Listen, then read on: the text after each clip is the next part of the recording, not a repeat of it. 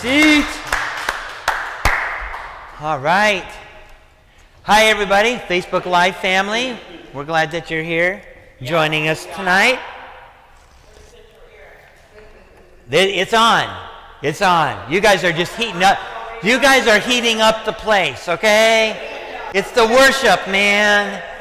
That's what's happening here.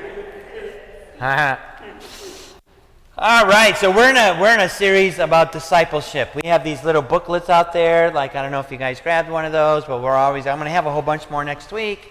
So they're always available for you to actually sit down with somebody else and go through this book with them. That's kind of why this is designed like this.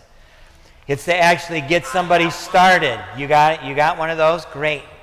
So it's really designed to help somebody get started in this whole idea of being a disciple of Jesus, right? And so we've been going through this series about what it means to be a disciple. So I'm going to give you the one thing, and then we're going to jump into this tonight, okay? The one thing for tonight, and it's this. With Jesus, my life will always have purpose. With Jesus, my life will always have purpose. All right? Now we're working with a definition. All right? With Jesus, my life will always have purpose. All right? Because here's the thing. Okay, here's the thing. This is how people think their life is, like this. They really think that their life is random. People live their life like this, right? Like, this is what my life is like. Things that happen to me are random. And the reality is that when we know God, when we know Jesus, this is what defines our life. Purpose. We have purpose in our life, okay? So there's a definition that we're using as far as what a disciple is, okay? So let's look at that definition. It's this: someone who is invited by God into a loving relationship with Jesus in order to become like Jesus while living sent for Jesus. So tonight we're going to look at that last part, while living sent for Jesus. Okay, so those of you that know me, I get distracted with weird things sometimes. Okay, I just do. So the other day, I was, I don't know if it was on one of my bike rides or whatever, but I saw a bumper sticker. And I think maybe some of you have seen this bumper sticker before. Okay, so let's show a picture of this. Okay. Life's a B, and then you die. Has anybody seen that bumper sticker before? Right? Maybe you have a t-shirt that says that. I don't know. Right? Okay. I don't know. Okay. But, okay, so listen. Have you ever stopped to think, okay, so when I saw that bumper sticker, and I knew what we were going to talk about tonight, have you ever stopped to think about your life from the vantage point of life is a B? What would you put under B? Huh? What would you put under the B category? Would it be trauma that you've experienced? Would it be bad choices that you've made? Would it be uncontrollable circumstances like a pandemic and health issues, economic stuff, political stuff, right? Would you put bad choices someone else made? Right? Or daily disappointments. And so, as I was thinking about that statement, you're basically saying in that statement that life is just hard and then you die. Okay? That's basically what you're saying. Life is hard and then you die. The problem with that statement is that it doesn't give you any significance to your life. Like, my life is just random. That's really what you're saying. My life is random, right? The things that happen to me is random. And it's as if life is randomly bad and then you die. That's what that statement's saying. It's a hard life and then it takes away any sense of significance to your life. It's just a hard life and then you die. Okay? So here's the thing though. As a Christ follower, as a disciple of Jesus, here's the thing. Nothing could be further from the truth. As a Christ follower. In fact, the moment you put your faith in Jesus as your Savior, your destiny changes. You have a new destiny. There is nothing random about your life.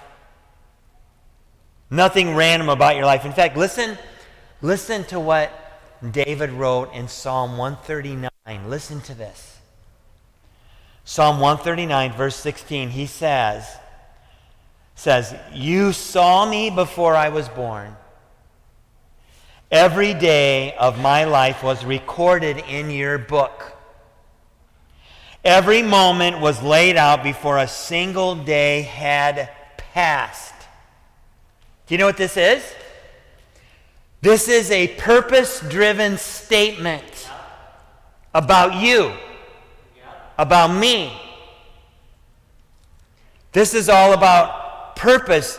There is nothing random in this statement. This is all purpose-driven. It's like the psalmist is saying that it matters how he lives his life because he knows it has purpose. We have purpose. His mindset is that he was sent to accomplish something for God's kingdom. He was sent. He has this purpose on why he's here. God is not a random God. He's not a random God. Right? He always has a purpose in mind when he invites somebody into a relationship with him. Always. He always has a purpose. And sometimes God's purpose isn't based on a person's giftedness or ability. So I just thought about randomly some people from the Bible. Okay? Noah. Okay, I think about Noah. He knew nothing about seamanship or how to build a boat. Okay? Yet God chose him for purpose. Abraham. Abraham was a totally godless pagan that was raised by pagans. Right? He didn't know anything about God. Yet God chose Abraham. It wasn't random. Right? Moses. Moses was a murderer. And he had a speech impediment but he was chosen to be the voice of God. Right? Joseph. Joseph was a spoiled teenager who flaunted his fancy clothes. And yet God chose Joseph. Esther. Esther was a beauty queen who knew nothing about politics. And yet God chose her. It was not random. No. Right? Samson. Samson was a womanizer, right? Who used his strength as a weapon. It wasn't random that God chose him. No. How about David? David used his position to get what he wanted, and he was a murderer.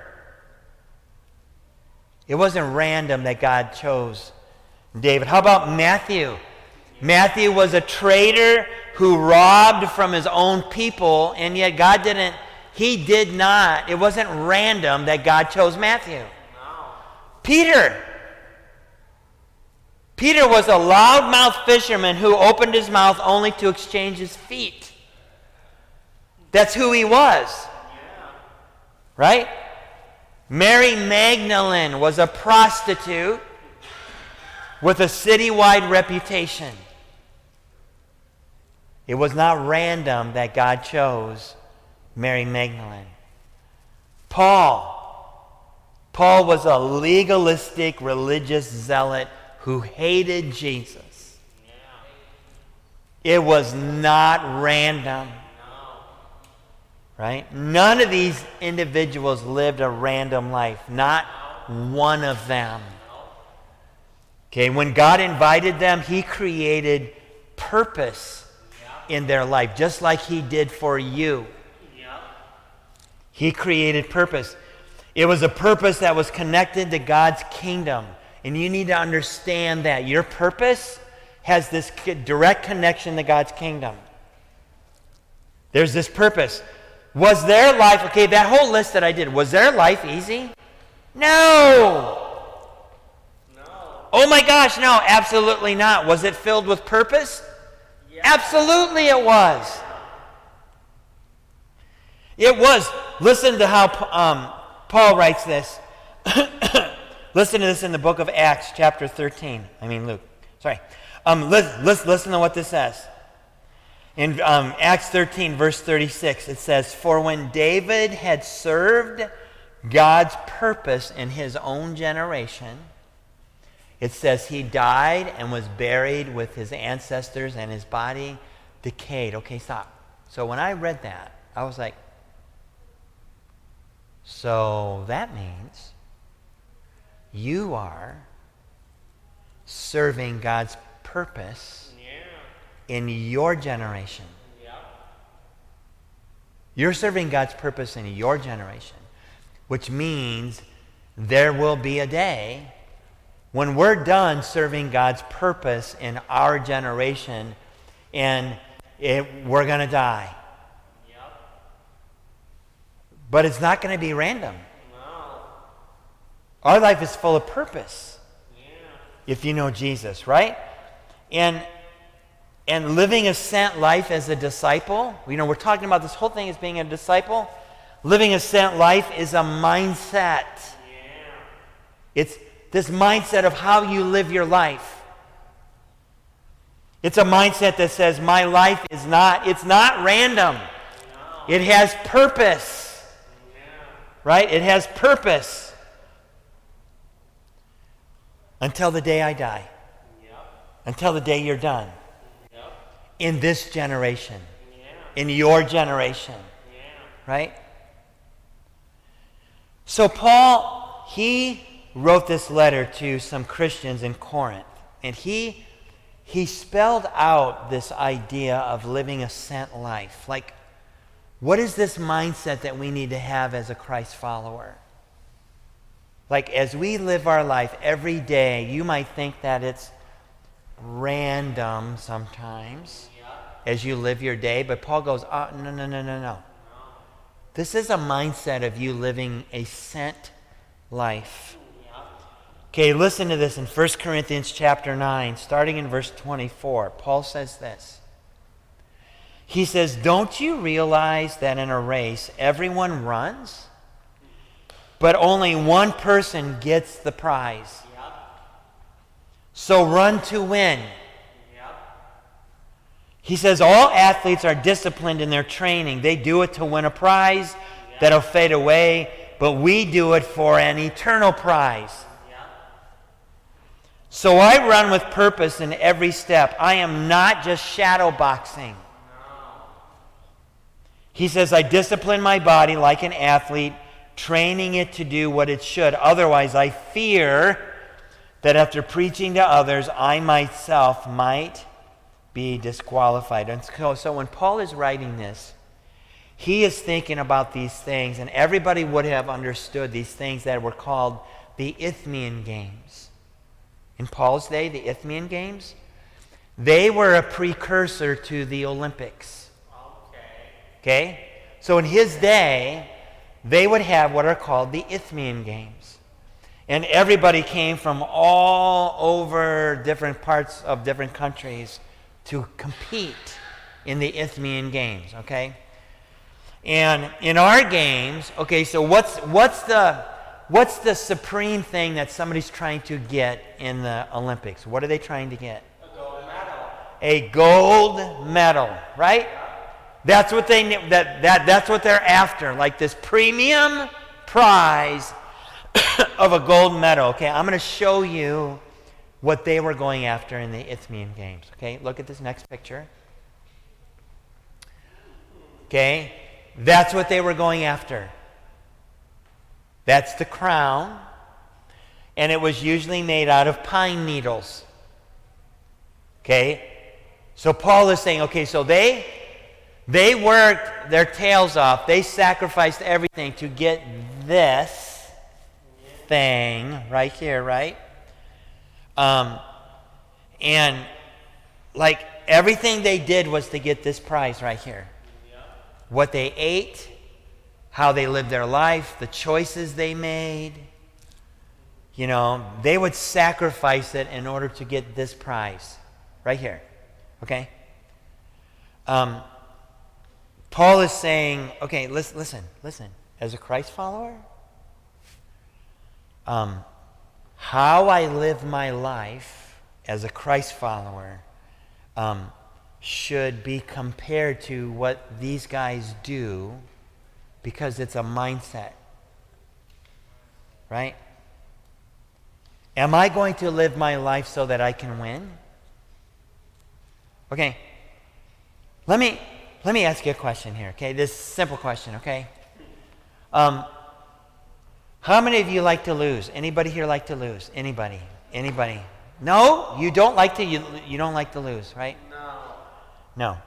When you we're in a sport, did you want to lose or win? Win. Okay, so I'm going to tell you this story once. Okay, so my oldest was, he was on a soccer team once.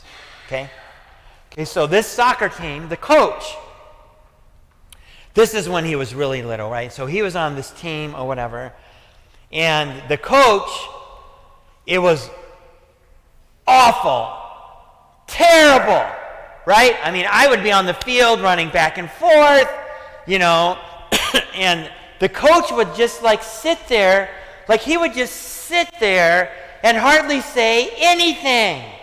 And here are these poor little boys, they're on the field, and they're running, and they're doing stuff. There's no hardly coaching going on whatsoever, da-da-da-da-da. And then my son would get home, and he would be sad because they lost, and I would be watching the team, and I would be so frustrated, and I was like, oh my gosh, this is awful. What the heck? Get up and say something. So he's sitting there on the sidelines, right? So I'll never forget. I went up there, right, and I talked to him and stuff, and I'm like, oh my gosh, I'm just a little frustrated here. Because I'm like, it doesn't seem like there's any coaching, come on, we can do this. Da-da-da-da-da. And I'll never forget. The coach goes, well, you know, they don't want to win. They just want to have fun.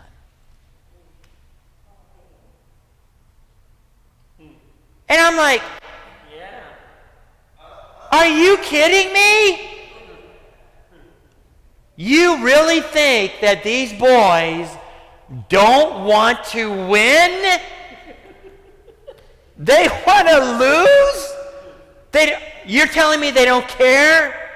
Yeah, I can definitely see that they don't care. After the game, half of them are crying because they lost. I'm like, so you're teaching them that it's okay to lose, right? It's okay to lose. Okay, listen, I'm going to get on my soapbox just for a second here. I'm sorry. I'm climbing up on my soapbox now. Okay, this mamby-pamby culture that we have right now, right? Listen, can I tell you something? When I was a kid, there was nothing called a participation award. No.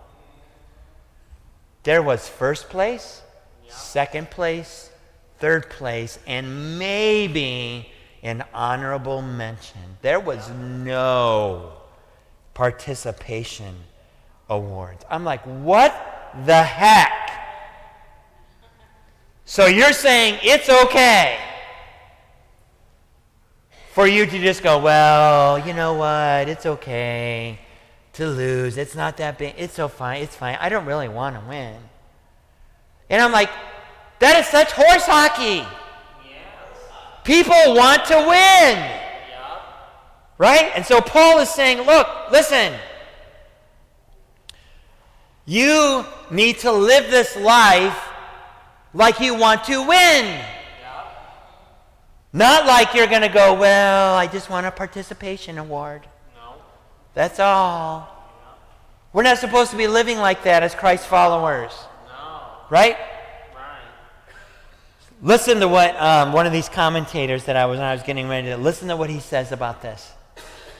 He says, Paul's exhortation in 1 Corinthians 9 calls each of us not only to take one for the team, but to give up everything we have. We must always put the love of Christ and the love of his body, the church, above our own interests.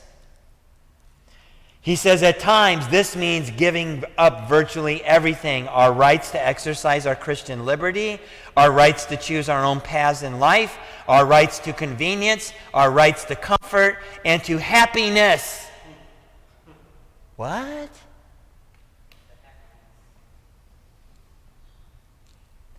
It always means pouring ourselves out on the spiritual altar as living sacrifices. Remember Paul wrote, he says, listen, your life, your act of worship is a living sacrifice to God, right? So, as a Christ follower, we have a different way of looking at life. Yeah. Are there hardships? Yes. Yeah. In fact, okay. I'm going to burst some of your bubbles. I'm sorry about this, but it never says anywhere that our life was going to be easy. No. It doesn't say that anywhere. No. In fact, it says the opposite. Yeah. Right? Right. In this world, Jesus said, in this world you will have trouble. Yep. Right? It will be hard, right? But the overall truth is, now listen to this, the overall truth is that you're living out your purpose that God is using to advance his kingdom in your generation. You're living it out. When we're done here, when we're done here, okay, and we're standing before Jesus, okay, here's my prayer for myself, for all of us, is for Jesus to walk up to us and go, well done, good and faithful servant, right? Right? But then I'm like, okay, I love that, but I know myself. And I know that I'm probably going to go, you know what, thanks, Jesus, but I messed up. So many times. Yep. I didn't do everything right. I made mistakes. I tried really hard not to hurt other people with my words, but I still did.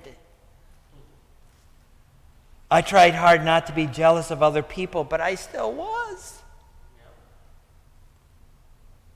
I forgot things, and I didn't handle situations well, and I could just see Jesus look you in the eye. And he goes, shh, shh, shh, shh, shh. I know. But your heart was for the kingdom. You loved people the best way you knew how. Right? You didn't chase after everything the world chases after because you didn't want it to distract you. I saw the loneliness you experienced. Every time you chose, he goes, listen, every single time you chose the kingdom over your own agenda, I took one of these jewels and I stuck it in your crown. And I could just see him pull out that crown. And then he goes and he talks about every single one in there. When you chose, he starts pointing. Remember, see this crown right, this jewel right there? You know what this jewel is? This is that time when you chose, when everybody else was telling you, you know what, we're going to go smoke dope. You said, no, I'm not. He goes, I put that crown on there, that jewel on your crown. You know that time when you were afraid to talk to your friend about your faith? You were really afraid because you're like, oh, they might not even want to be my friend anymore, but you chose to go, you know what? I love them enough. I'm going to talk to them about my faith. When you did that, I took this jewel and I stuck it on your crown.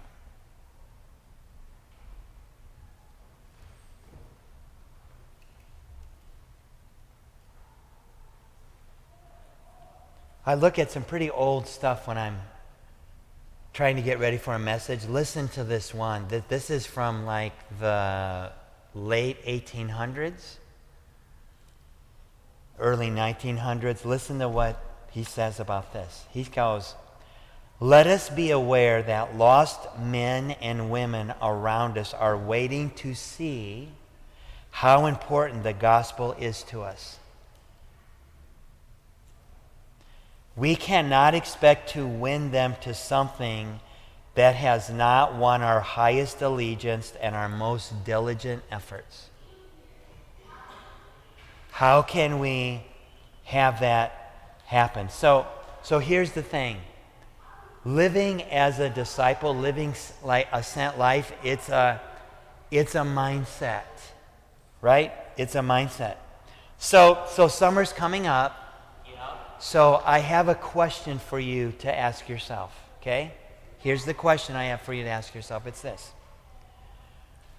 How are you going to live on purpose for God this summer? How are you going to live on purpose for God this summer? What are you going to do?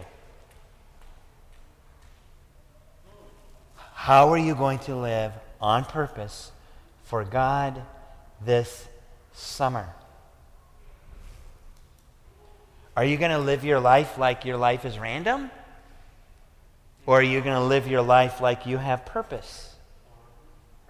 Right? So at the beginning, all right. So we looked at that first bumper sticker, life's a bee, and then you die. So I thought, okay, what kind of bumper sticker would a Christ follower have instead? What would it say for us instead? Let's look at that, shall we?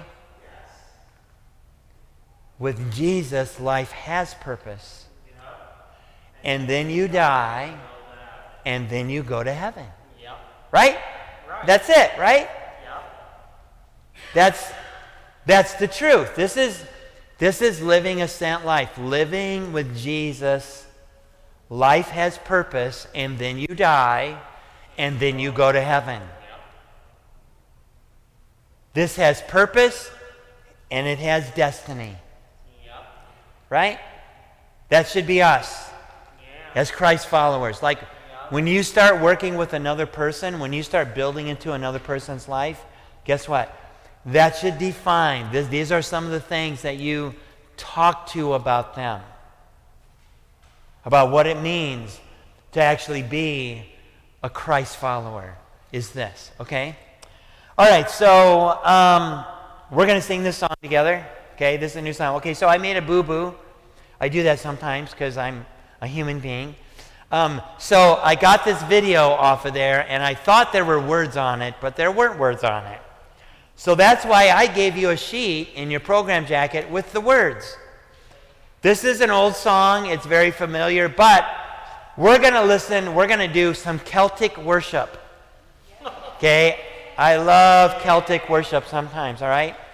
So we're going to stand, we're going to sing this song together, and then I'm going to close this after that. Those of you on Facebook Live, you guys, thank you so much for joining us tonight. Pray that God will be your provision, your protection this week. We love our Facebook Live family. We'll see you guys next week.